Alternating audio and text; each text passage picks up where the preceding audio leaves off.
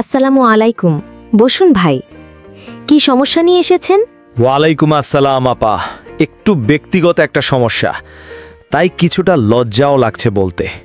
একদম চিন্তা করবেন না, আপনি যা বলবেন সব গোপন থাকবে, নিশ্চিন্তে বলুন। আসলে বিয়ে শুরুতে সবকিছু খুব স্বাভাবিক ছিল, কিন্তু এখন প্রায় 1.5 বছর হলো আমি বুঝতে পারছি আমার যৌন আকাঙ্ক্ষা অনেক কমে গেছে। এই পরিবর্তনটা আপনি কবে থেকে বুঝতে শুরু করেছেন? প্রায় 6-7 মাস হবে। শুরুতে ভাবছিলাম কাজের চাপ, মানসিক ক্লান্তি এই সব কারণে হচ্ছে, কিন্তু এখন এটা নিয়মিত ব্যাপার হয়ে দাঁড়িয়েছে। আপনার স্ত্রীর সঙ্গে সম্পর্ক কেমন? ভালোই, ও খুব সহানুভূতিশীল, কিন্তু ও এখন হতাশ হয়ে পড়ছে, কারণ আমি এখন ওর সঙ্গে ঘনিষ্ঠ হতে চাই না। মাঝে মাঝে ভয় লাগে, আমি কি ঠিক আছি? বুঝতে পারছি, আপনার বয়স মাত্র 33 এবং এটা খুবই সাধারণ একটা সমস্যা। অনেকে মুখ ফুটে বলে না, কিন্তু এমন সমস্যায় অনেক পুরুষ ভুগেন। কিন্তু এটা কি মানসিক সমস্যা নাকি শারীরিক কিছু? চলুন কিছু প্রশ্ন করি। আপনি কি আপনার জীবনধারায় কোনো পরিবর্তন এনেছেন, যেমন ঘুম, খাবার, এক্সারসাইজ? না, বরং ঘুম খুবই অগোছালো।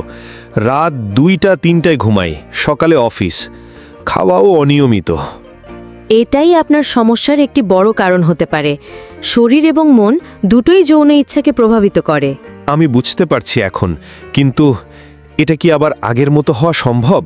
আপনি কি অন্য কোনো ওষুধ খাচ্ছেন, যেমন প্রেশার, ডিপ্রেশন বা ঘুমের ওষুধ? না, কোনো মেডিসিন নিচ্ছি না, তবে মানসিক চাপ খুব বেশি।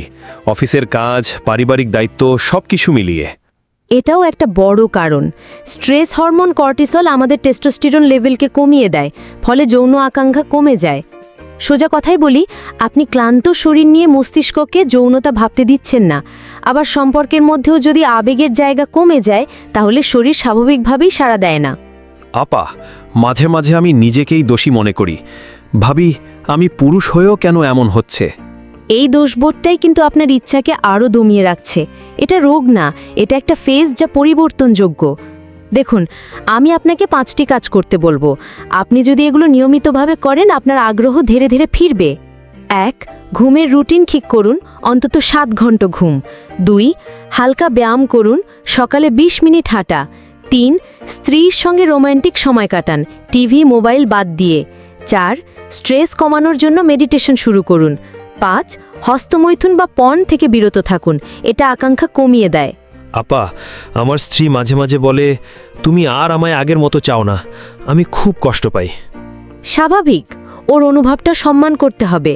আপনি ওর সঙ্গে সময় কাটান, ওকে বলুন আপনি চেষ্টা করছেন।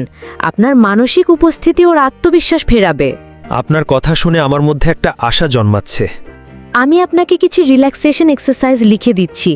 দরকার হলে পরবর্তীতে হরমোন টেস্ট, থেরাপি বা দম্পতি কাউন্সেলিংও করতে পারি। থ্যাংক ইউ আপা, আমি সত্যিই চেষ্টা করব। খুব ভালো লাগলো আপনার সঙ্গে কথা বলে। সবচেয়ে বড় কথা, আপনি এসেছেন, মুখ খুলেছেন, এটাই শুরু। এবার পরিবর্তনের পালা। এই ধরনের আরও তথ্যপূর্ণ ও কার্যকরী ভিডিও পেতে লাইক, শেয়ার, কমেন্টস ও সাবস্ক্রাইব করে আমাদের সঙ্গেই থাকুন। ধন্যবাদ।